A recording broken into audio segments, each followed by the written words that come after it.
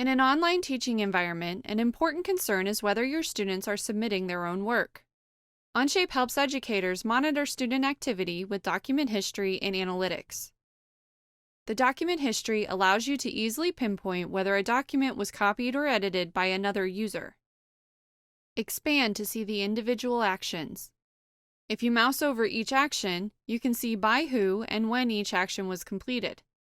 Select the Start version and make it active. It should be an empty document or a copy of the template you created.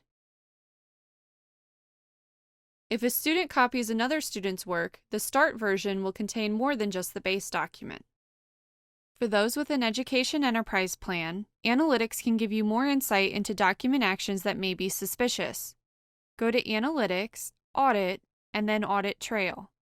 Without filters, the Audit Trail will show every event on every document from every user.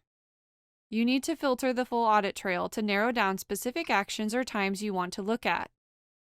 Expand the filters and set the date to an appropriate range, an event equal to copy workspace. Select Run to filter the results. The legitimately copied document is coming from the teacher's template, while the suspicious document is copied from another student's document. You can verify whose document it was copied from by selecting the ellipsis and click the option to open in Onshape.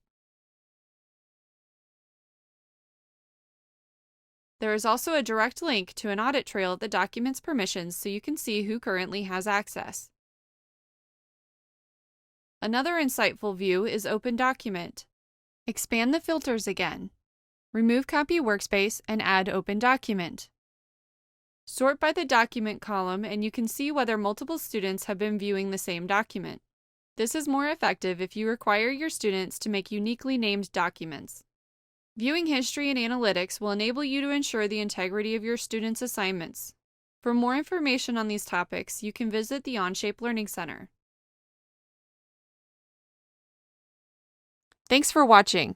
Click the logo to subscribe or see some of our other videos linked here.